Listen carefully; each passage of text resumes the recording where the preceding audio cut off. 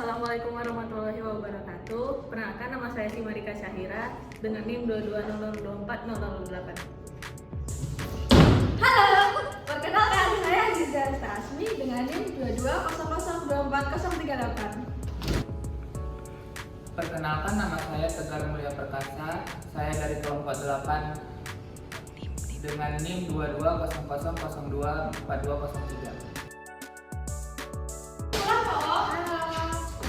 Nama aku Yani Murtisari dengan NIM 2200040028. Hai, perkenalkan nama aku Salputri Maisa. NIM aku 2200240355. Oke, teman-teman, sebelum kita mau ke arah yang lebih lanjut ngomongin tentang perlindungan hukum batik, kayaknya kita perlu tahu deh apa itu batik. Oke, sebelum itu, sini, aku jelasin dulu. Oke, jadi batik itu merupakan warisan budaya Indonesia. Dia ini berbentuk seni rupa dua dimensi. Maksudnya dua dimensi terapan. Kenapa sih disebut dua dimensi terapan? Karena di dalam batik dia memiliki dua fungsi. Selain jadi fungsi jasa, dia punya fungsi pakai. Karena kita tahu sendiri kan batik itu terkenal karena pakaian gitu. Nah, batik Indonesia itu punya ciri khas. Apa sih ciri khasnya?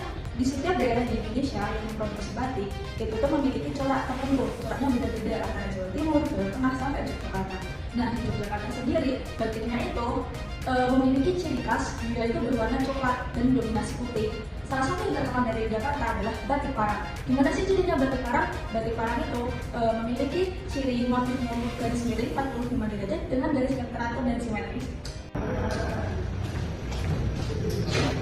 Sekarang kita mau bahas nih gimana upaya generasi sekarang itu untuk melestarikan batik. Seperti yang kita tahu nih, sekarang nih zaman-zamannya generasi Z, Gen Z gitu. Gimana sih teman-teman Gen Z ini buat melestarikan batik?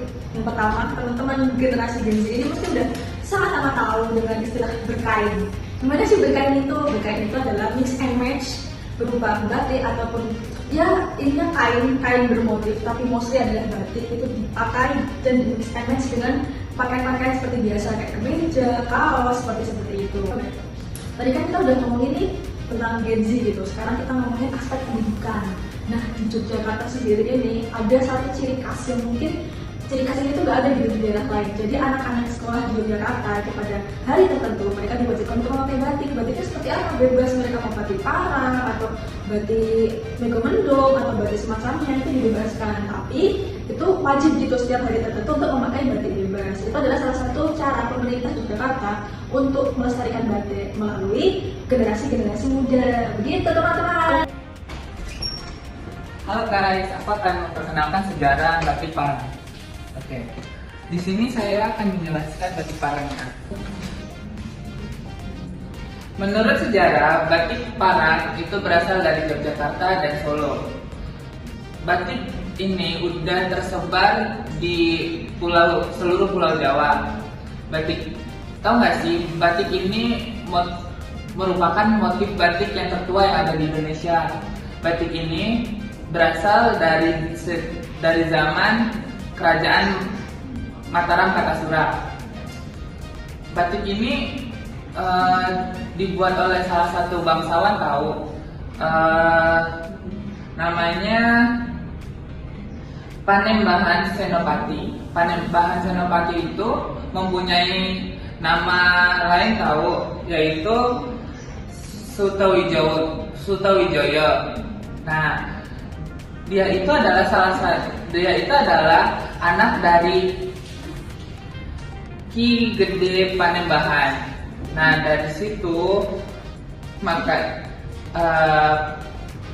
Ki Gede Panembahan itu adalah pendiri kerajaan Mataram Islam.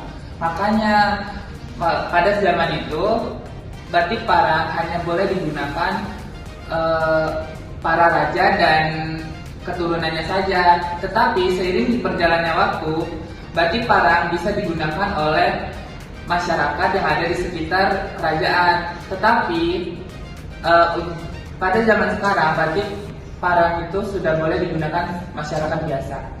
Terima kasih. Oke, setelah kita membahas terkait dengan sejarah batik, kita akan membahas tentang eksistensi dan perlindungan batik Parang di daerah Semarang, Jakarta. Eksistensi batik Parang itu sendiri itu sudah ada sejak abad ke-16, yaitu pada masa Kesultanan Mataram. Pada masa Kesultanan Mataram itu sendiri, batik Parang Parang ini hanya digunakan oleh kalangan satu saja sebagai tata busana. Namun seiring dengan perkembangannya waktu, batik tidak hanya sebagai tata busana, tetapi sebagai dekorasi. Dalam hal ini, batik dapat memberikan sumber perekonomian bagi para pengrajin batik, karena semakin berjalannya waktu, batik itu banyak diminati oleh masyarakat. Terus gimana sih perlindungan batik di daerah istimewa Yogyakarta ini? Untuk itu, daerah istimewa Yogyakarta mempunyai peraturan daerah terkait dengan batik, yaitu peraturan daerah nomor 13 tahun 2019 tentang pemeliharaan dan pengembangan batik di Yogyakarta.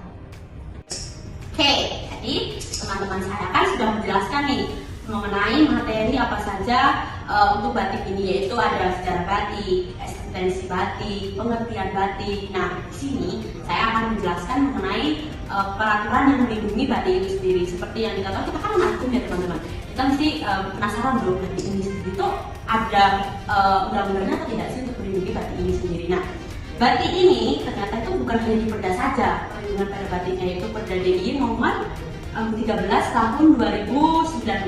Namun pemerintahan Indonesia itu juga ikut berkontribusi dalam melindungi batik ini, yaitu dalam Undang-Undang nomor 28 tahun 2014, yaitu UU itu melindungi mengenai motif dari batik itu sendiri. Seperti yang kita tahu, batik ini tuh kita nggak tahu siapa penciptanya. Namun kita lihat di zaman tadi di awal, penjelasan tadi di awal oleh teman saya, yaitu dalam sejarah batik itu dia sudah menjelaskan mengenai bahwa batik itu sendiri ditemukan oleh Panembahan Senopati pada zaman Mataram Kertasuara. Nah, kan itu kan zaman dahulu sekali ya teman-teman. Kalau untuk sekarang kan hak perlindungannya ini diambil alih oleh negara. Karena masa ya haknya ini dikasih ke Panembahan Senopati kan nggak mungkin ya, kan dia sudah tidak ada juga. Jadi sekarang hak tersebut diambil alih oleh negara dalam UU nomor 28 tahun 2014. Itu teman-teman. Nah, tadi kan teman-teman saya sudah menjelaskan tentang materi. Nah, sekarang saya akan memberikan kesimpulan. Nah, kesimpulannya, upaya perlindungan hukum terhadap batik karang sesungguhnya dapat dilakukan melalui pencatatan. Nah, namun dalam hal ini, pencipta batik karang itu tidak diketahui siapa yang menciptakannya. Nah, jika kasusnya seperti itu, maka negara akan mengambil alih hak ciptanya. Tidak hanya melalui Undang-Undang Nasional, Daerah Istimewa Yogyakarta mengeluarkan Perda DIY nomor 13 tahun 2019, yaitu tentang pemeliharaan dan pengembangan batik di Yogyakarta sebagai salah satu upaya hukum untuk melindungi batik yang ada di Yogyakarta. Nah, tidak hanya terkecuali batik karang saja, namun juga batik-batik yang ada di Yogyakarta lainnya.